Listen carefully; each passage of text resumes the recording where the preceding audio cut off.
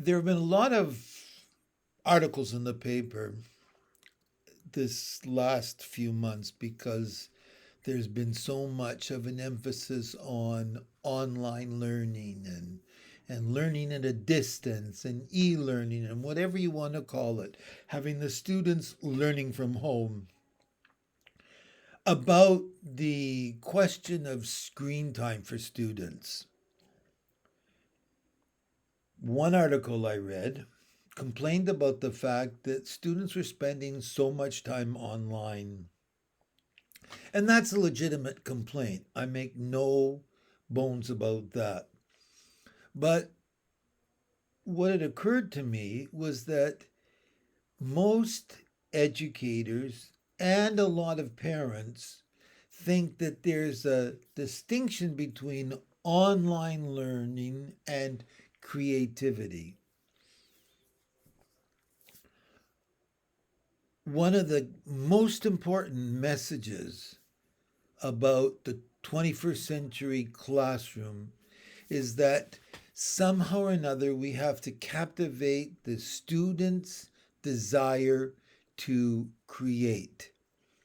When kids are small, and I have a little grandson who's in grade one, he's always drawing pictures.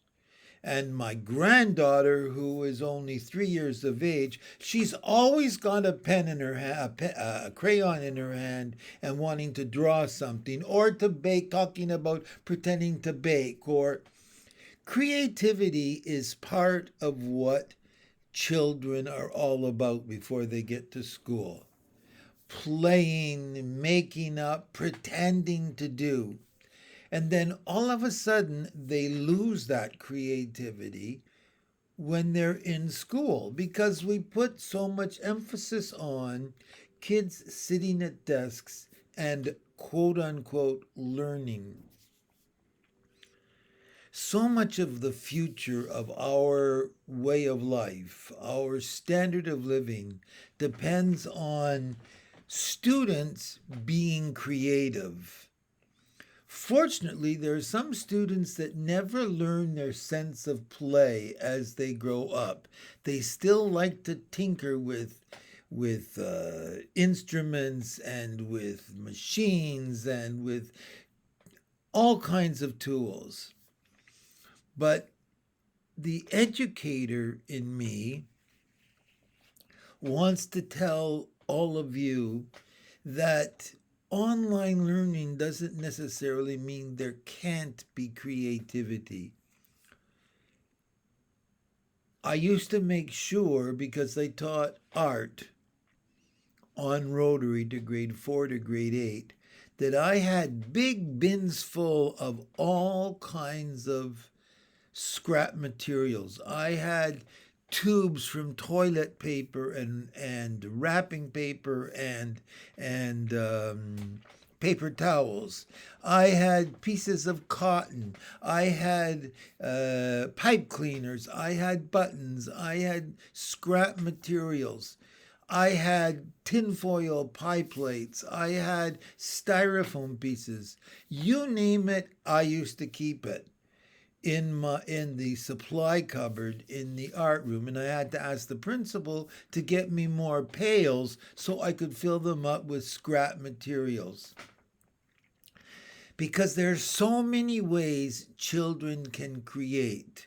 Imagine, if you will, your child finding a book online and listening to it, and then challenging them to create something.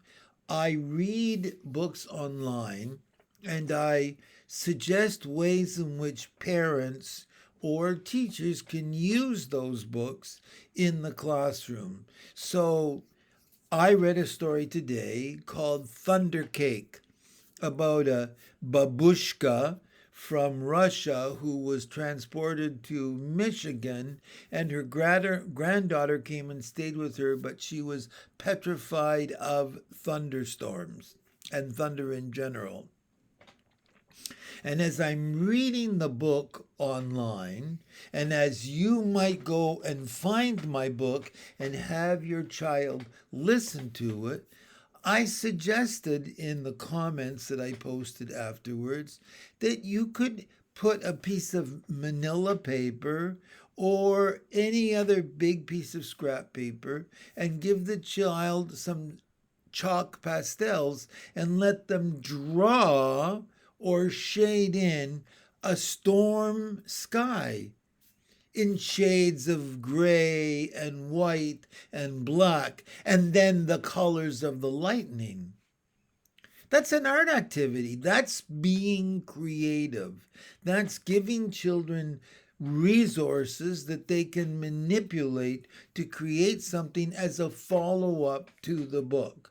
So just thinking about that particular activity. First of all, they're listening to a story and they can talk about the story and they can talk about the things that they're afraid of or not afraid of. And lots of children are afraid of thunderstorms. They can talk about that with the teacher online in Zoom. The teacher could read the story and then have the students talk about it.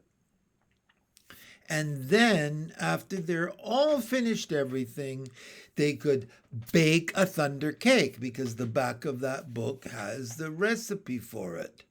It's just a chocolate cake, but it's called a thunder cake. They could do a drawing in chalk pastel, or they could write a story about how they got over, or write an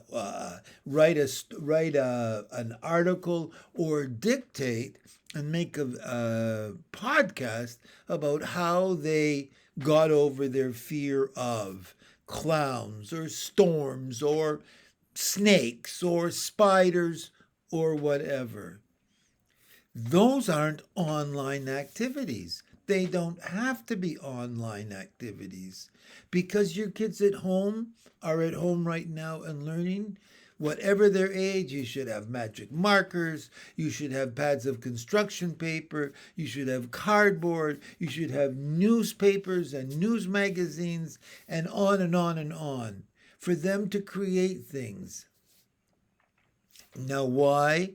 What is the link to the future? Most of the most important inventions in the 20th century that made a difference in the lives of people and that made a difference in the wherewithal and the wealth of countries were things that people invented thinking outside the box.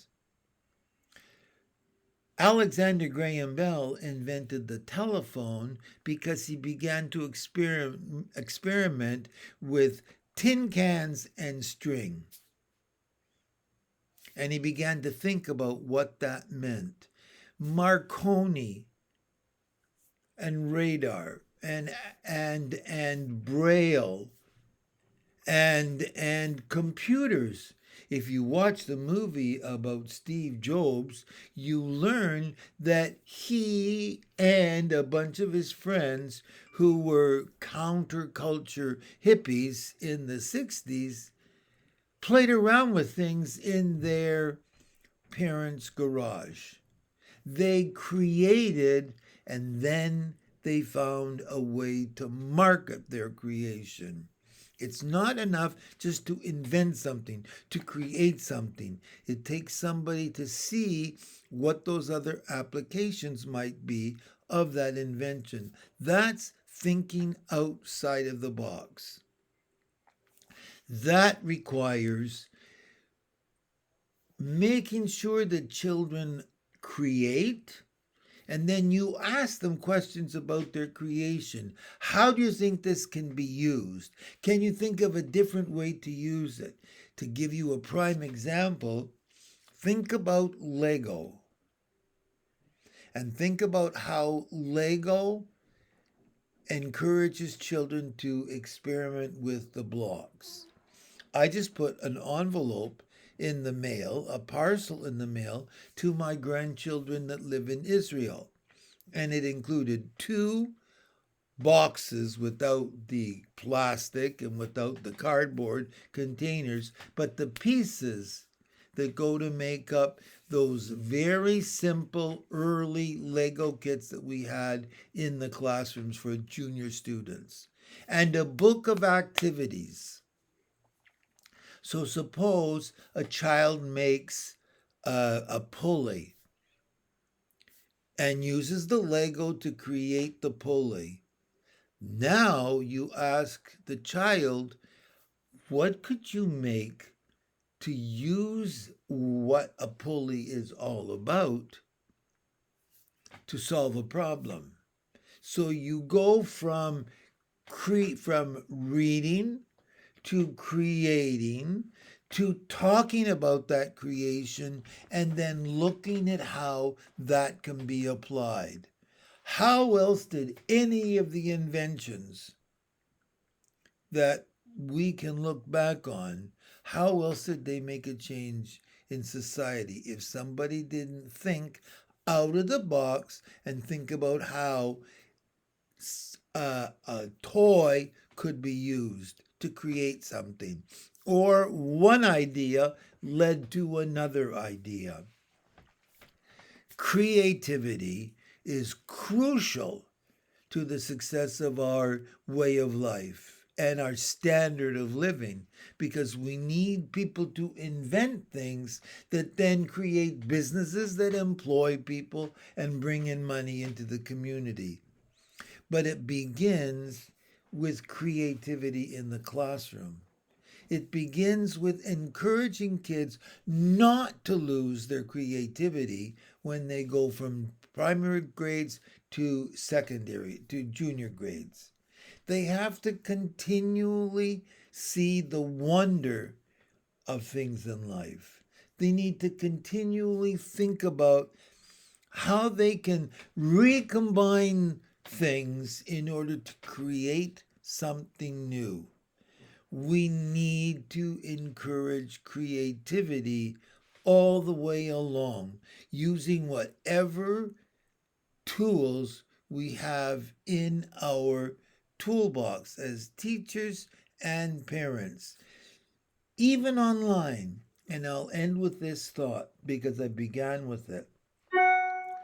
Because you want children to learn online, that doesn't mean that they can't turn off the computer and create something and then make lists of how it can be used, or make lists of the tools they've used, or whatever. However you think out of the box. It requires us to think out of the box how we can go from online learning to stimulating creativity that could be exactly the same creativity that we had before we had technology. Note, I'm not canceling out the possibility of using technology. Technology can be used to create, but children will not be creative if all they ever use is technology. They have to manipulate, they have to create from the early grades using their hands and only their capacity to think out of the box. Watch a young child and see how imaginative they can be with the things in their hands, and then think of ways that you can transpose that to older kids in technology enabled classrooms or distance education from home. Bye for now and good luck.